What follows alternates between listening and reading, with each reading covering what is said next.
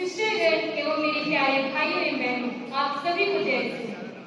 आज मैं संत मार्कुस अध्याय 12 पद संख्या 28 से 34 में जो आज्ञाएं दी गई हैं, उसी आज्ञाओं के विषय में मैं आपके समक्ष प्रस्तुत करने जा रही हूँ।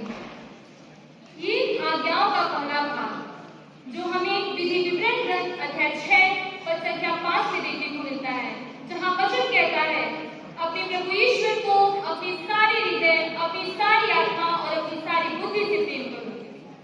इन्हीं आज्ञाओं का दूसरा भाग हमें लेवी ग्रंथ अध्याय 19 पद संख्या 18 में देखने को मिलता है, जहाँ वचन कहता है, अपने पड़ोसी को अपने समान प्यार करो।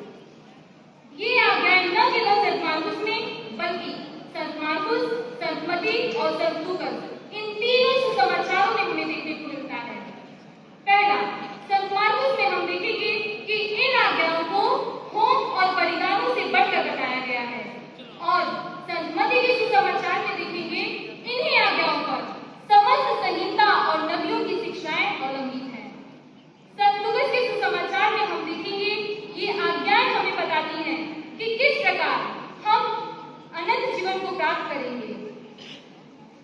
प्रिय भाई बहनों, इससे हम यह निष्कर्ष निकाल सकते हैं कि प्रभु यीशु की आध्यात्मिकता ज्ञान मार्ग नहीं है, प्रभु यीशु की आध्यात्मिकता कर्म मार्ग नहीं है, और प्रभु यीशु की आध्यात्मिकता भक्ति मार्ग भी नहीं है, बल्कि प्रभु यीशु की आध्यात्मिकता यह है कि अपने प्रभु ईश्वर को अपने सारे हृदय, अपनी सारी बुद्धि और अपनी सारी आत्मा से प्रेम करो, और अपने पड़ोसी को अपने समान प्यार करो।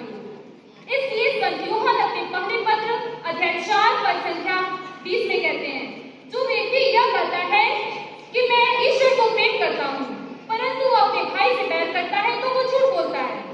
आगे संत यूहन्ना हमें अपने ही पत्र में बताते हैं कि हमें किस प्रकार प्रेम करना चाहिए। अध्याय 3 पद संख्या 18 में हमें अवगत कराते हैं प्रेम से कि वचन से नहीं, कर्म से, मुख से नहीं, हृदय से प्रेम करो। अर्थात हम कैसे प्रेम कर सकते अपने पड़ोसियों को? इसलिए इसका सबसे अच्छा उदाहरण हमें भले समारी का दृष्टांत मिलता है, जहां हम देखेंगे कि वो भला समारी उस अर्धांग रोगी की कितने निस्वार्थ भाव से सेवा करता है। इसलिए प्रभु आज हमें बताते हैं कि हमें भी एक दूसरे की सेवा मदद करना चाहिए, क्योंकि संत मत्ती के सुसमाचार अध्याय 25 पद संख्या 40 में प्रभु बताते हैं, तुम जिस जिस भाई के लिए मेरे काम करोगे वो कार्य तुम मेरे लिए करोगे। और यह बताते हुए प्रभु कहते हैं कि अपने पड़ोसी को अपने समान प्यार करो। इससे बढ़कर और कोई आज्ञा नहीं है। इसी के साथ मैं अपने वाणी को विराम देती हूँ। धन्यवाद।